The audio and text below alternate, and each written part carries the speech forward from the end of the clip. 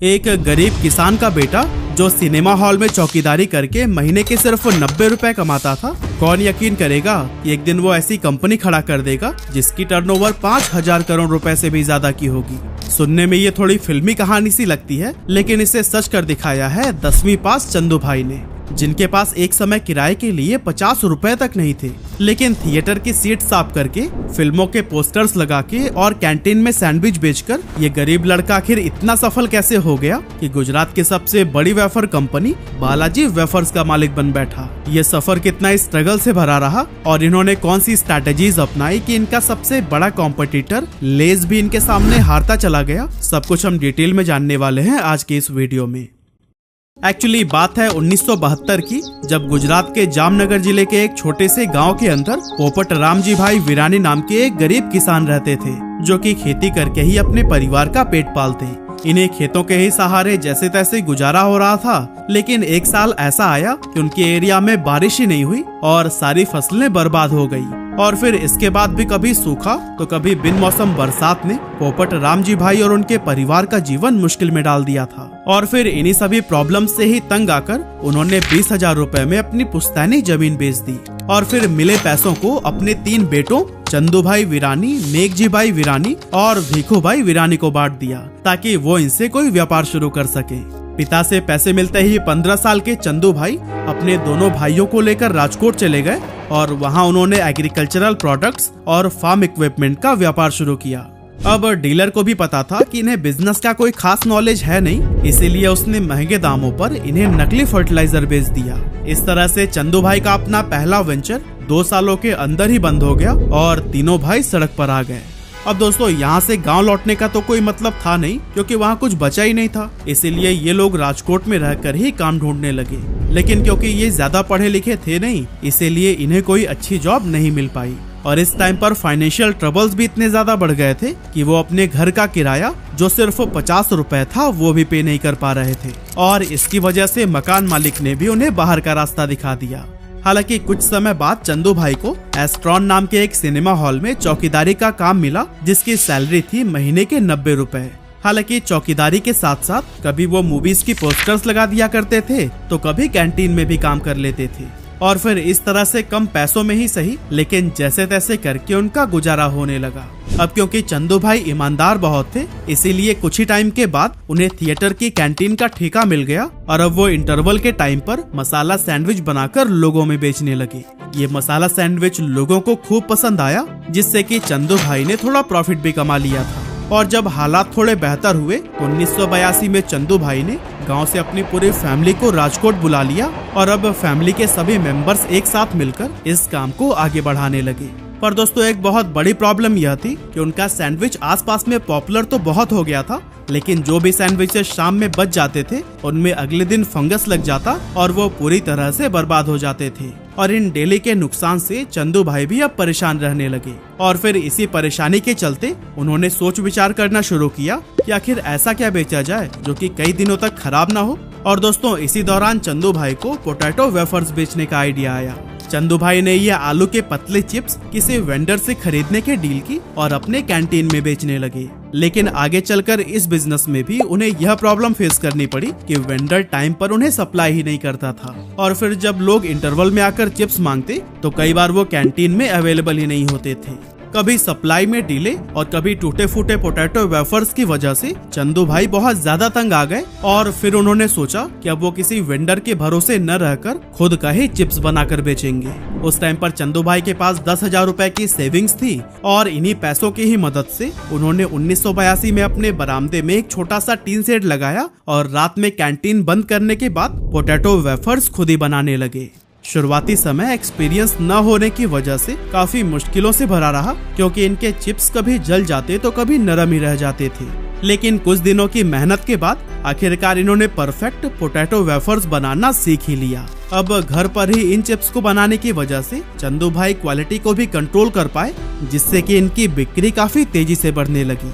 इनके potato wafers की लोकप्रियता को देखकर थिएटर ऑनर ने चंदू भाई के साथ में पार्टनरशिप कर ली और जल्द ही ये 3 अलग अलग थिएटर्स की कैंटीन को भी चलाने लगे। इस तरह से अब चंदू भाई का काम निकल पड़ा और इनके पोटैटो वेफर्स की डिमांड भी बढ़ती ही चली गई। कुछ ही समय में इन्होंने 25 से 30 मर्चेंट्स को भी अपने चिप्स सप्लाई करने शुरू कर दिए और फिर धीरे धीरे ये पूरे राजकोट में पसंद किए जाने लगे।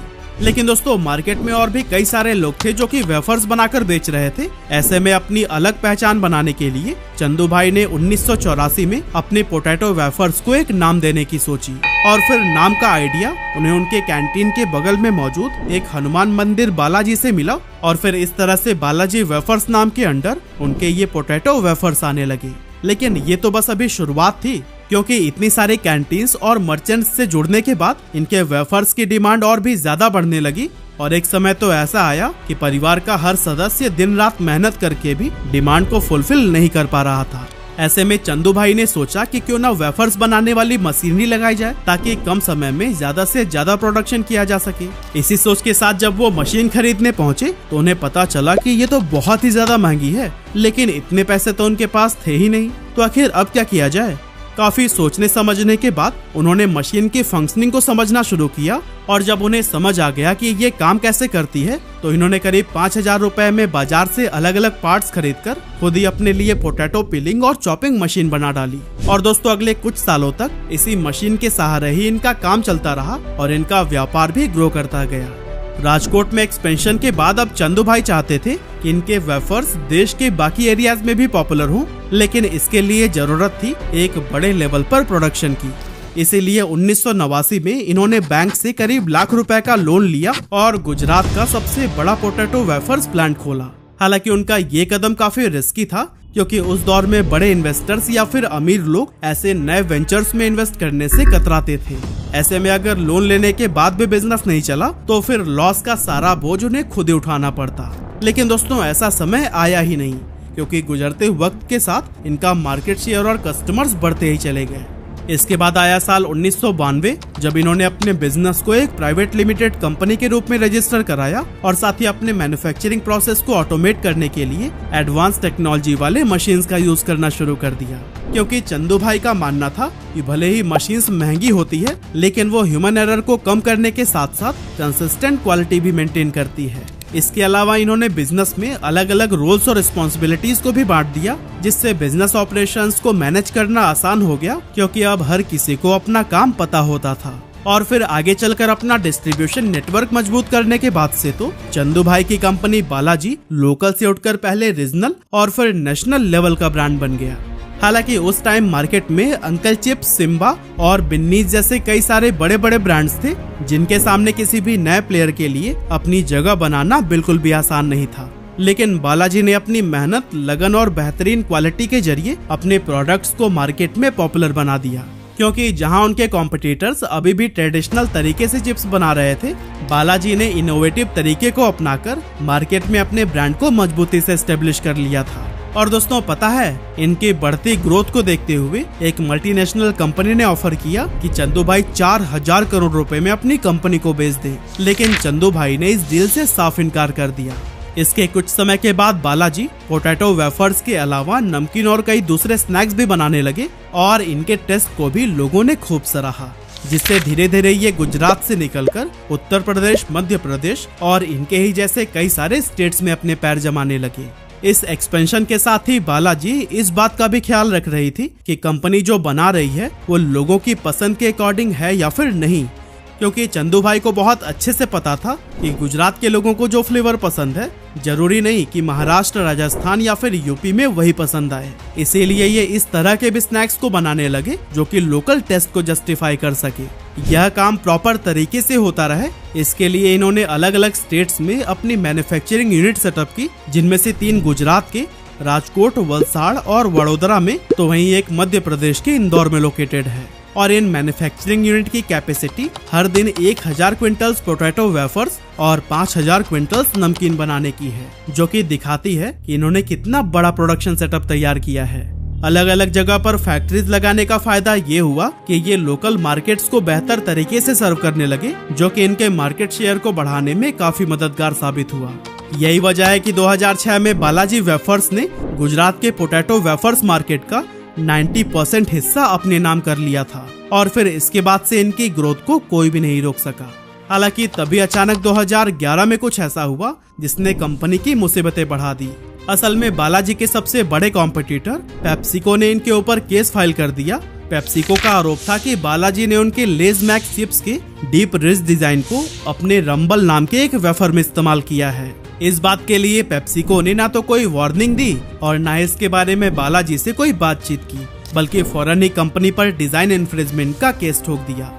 मतलब आप खुद ही इमेजिन करिए कि एक इंडियन ग्रोइंग कंपनी के ऊपर मल्टीनेशनल जायंट का अटैक। बहुत लोगों का मानना था कि ये केस पेप्सिको ने फ्रस्ट्रेशन में किया था, क्योंकि बालाजी की बढ़ती पॉपुलैरिटी का असर इनके भी स्नैक्स पर पड़ने लगा था। खैर रीजन जो भी हो, पर चंदू भाई ने हार नहीं मानी। इन्होंने पेप्सिको के एलिगेशंस का सामना किया और कोर्ट में आर्ग्यू किया कि पेप्सिको सिर्फ इन्हें इसलिए टारगेट कर रहा है क्योंकि बालाजी वेफर्स की ग्रोथ बढ़ती ही जा रही है। लेकिन इन सब दलीलों के बावजूद हाई कोर्ट का फैसला पेप्सिको के हक में आया और कोर्ट ने बालाजी को अपने चिप्स का डिजाइन बदलने का ऑर्डर दे दिया। इस फैसले के बाद से बहुत सारे एक्सपर्ट्स को ये लगने लगा कि अगर वेफर्स की पैकेजिंग का ही डिजाइन बदल गया तो ये स्टेप उनके ब्रांड के लिए काफी नुकसानदायक हो सकता है। लेकिन चंदू भाई ने कहा कि लोग बालाजी के नाम पर भरोसा करते हैं, न कि पैकेजिंग, डिजाइन और लोगो पर। और दोस्तों आगे चलकर हुआ भी यही, क्योंकि जहां एक तरफ लेज का मार्केट शेयर धीरे धीरे घटता जा रहा था, वहीं बालाजी वेफर्स की ग्रोथ हर साल 20 से 25% की स्पीड से बढ़ रही थी। 2019 तक आते आते कंपनी के पास 65 से ज्यादा प्रोडक्ट रेंज थी और इनकी रीच छोटे छोटे गाँव से लेकर बड़े बड़े शहरों तक फैल चुकी थी। इसके अलावा इनका डिस्ट्रीब्यूशन नेटवर्क भी 1225 से ज्यादा डीलर्स तक पहुंच चुका है। और हाँ, द इकोनॉमिक टाइम्स ने इनकी इसी ग्रोथ और लोकप्रियता को देखते हुए इन्हें सुल्तान ऑफ वेफर्स का नाम दिया। आज बालाजी वेफर्स में हजारों लोग काम करते हैं और कंपनी की बिजनेस फिलॉसफी है कि वो हर एक मेंबर को फैमिली की तरह ट्रीट करते हैं और साथ ही कस्टमर्स को भी value for money product provide करते हैं। और दोस्तों इनकी इसी फिलॉसफी ने ही इन्हें लोगों के बीच एक वफादार और भरोसेमंद ब्रांड बना दिया है। हालांकि यहाँ तक पहुँचने के लिए चंदू भाई ने कुछ ऐसी बिजनेस स्ट्रैटेजीज पर भी काम किया है जिसके चलते इनके कॉम्पिटिटर्स इन्हें कभी भी हरा नहीं सके। और इन्हीं स्ट्रैटेजीज में से पहली है लोकल फ्लेवर्स। अब जैसा कि हमने जाना कि बालाजी वेफर्स की शुरुआत तो गुजरात में हुई थी, लेकिन चंदू भाई को पता था कि अगर इन्हें नेशनल लेवल पर अपनी पहचान बनाना है तो फिर इंडिया की बाकी मार्केट में भी अपनी प्रेजेंस बनानी होगी। इसीलिए इन्होंने गुजरात से निकलकर देश के दूसरे हिस्सों में भी अपना फुटप्रिंट बढ़ाया। और इस एक्सपेंशन का सबसे बड़ा फायदा ये हुआ कि इन्हें लोकल फ्लेवर्स के साथ में इनोवेशन करने का मौका मिला। लेकिन ये इनोवेशन सिर्फ फ्लेवर तक ही सीमित नहीं रहा, बल्कि बालाजी ने हेल्दियर स्नैकिंग ऑप्शंस भी इंट्रोड्यूस किए, जैसे कि बेक्ड वेफर्स और रोस्टेड नमकीन, ताकि हेल्थ कॉन्शियस कंज्यूमर्स का भी ध्यान रखा जा सके। और हाल ही में इन्होंने अपनी हाउस मेड नूडल्स गिप्पी को लॉन्च करके भी नूडल मार्केट में एंट्री की है। इसके अलावा बालाजी वेफर्स ने इंटरनेशनल मार्केट में भी कदम रखा है, जहां यूएसए, यूके, यूएई और ऑस्ट्रेलिया जैसे देशों में इनकी एंट्री ने इन्हें ग्लोबल पहचान दिलाने का काम किया। दूसरी स्ट्रैटेजी है variety of products and innovations. Market में टिके रहने और खुद को कॉम्पिटिटर से अलग दिखाने के लिए प्रोडक्ट डाइवर्सिफिकेशन और इनोवेशंस बहुत जरूरी है, और बालाजी वेफर्स ने भी इसे बखूबी समझा और अपने प्रोडक्ट्स की रेंज को डाइवर्सिफाई किया, जिसमें इन्होंने 3 मेन प्रोडक्ट कैटेगरीज तैयार की। पहला है वेस्टर्न स्नैक्स, जिसमें 12 प्रोडक्ट आते हैं और ये वो स्नैक्स हैं जो कि ज्यादातर यंग जनरेशन और अर्बन क्राउड को टारगेट करते हैं। दूसरा है नमकीन, जो कि भारतीय घरों में बहुत पॉपुलर है, खासकर चाय के टाइम पर स्नैक्स के रूप में। और इस कैटेगरी में उन्होंने 23 प्रोडक्ट्स लॉन्च किए हैं। एंड थर्ड है वेफर्स, ये इनकी कोर कैटेगरी है जिसमें 12 प्रोडक्ट्स आते हैं और बालाजी वेफर्स अपने यूनिक और क्रिस्पी वेफर्स के लिए ही सबसे ज्यादा जाने जाते हैं। और कुछ इसी तरह से कंपनी की थर्ड स्ट्रैटेजी है यूज ऑफ टेक्नोलॉजी। चंदू भाई शुरुआत में सब कुछ अपने हाथों से ही किया करते थे, चाहे वो वेफर्स को फ्राई करना हो या फिर उनकी पैकेजिंग। लेकिन इन्होंने जल्दी ये समझ लिया कि मैनुअल काम करने में कंसिस्टेंसी की कमी होती है और इससे प्रोडक्ट की सेल्फ लाइफ भी कम हो जाती है। इसीलिए जिस समय दूसरे ब्रांड्स हैंडमेड चिप्स बना रहे थे, तब इन्होंने ऑटोमेशन का सहारा लिया और आज बालाजी वेफर्स दुनिया के टॉप फूड प्रोसेसिंग सप्लायर्स से मशीन इंपोर्ट करते हैं। इसका सीधा असर इनकी प्रोडक्शन एफिशिएंसी पर पड़ा है, जिससे इनकी कॉस्ट कम हुई है और ये मार्केट में कॉम्पिटिटिव एज बनाने में सफल हुए हैं। और दोस्तों इसी तरह से बालाजी वेफर्स की फोर्थ स्ट्रैटेजी है कस्टमर फर्स्ट। अब बालाजी वेफर्स की पूरी कहानी का सार भी यही है, इन्होंने हमेशा ही कस्टमर्स को किंग माना है। इनके लिए सबसे जरूरी यही था कि अपने कस्टमर्स को अच्छी क्वालिटी के प्रोडक्ट्स रीजनेबल प्राइस पर प्रोवाइड करें। जब दूसरे ब्रांड्स कस्टमर सेटिस्फेक्शन को नजरअंदाज कर रहे थे, तब बालाजी वेफर्स ने इसे अपनी प्रायोरिटी बना ली। इन्होंने कंसिस्टेंट टेस्ट और क्वालिटी को मेंटेन करने के लिए बहुत मेहनत की, ताकि इनके कस्टमर्स को हर बार वही स्वाद मिले जिसकी उन्हें उम्मीद है। बालाजी वेफर्स के डायरेक्टर श्याम वीरानी कहते हैं कि आपको हमारे क्वालिटी, क्वांटिटी और प्राइस का मैच किसी भी ब्रांड में नहीं मिलेगा। और दोस्तों, यही आत्मविश्वास और डेडिकेशन है जिसने बालाजी वेफर्स को मार्केट में एक स्ट्रॉन्ग ब्रांड इमेज दिलाई है। बालाजी वेफर्स की कहानी सिर्फ एक स्नैक्स कंपनी के ग्रोथ की कहानी नहीं है, बल्कि ये उस जज्बे की कहानी भी है जो कि हर मुश्किल को अवसर में बदल देती है।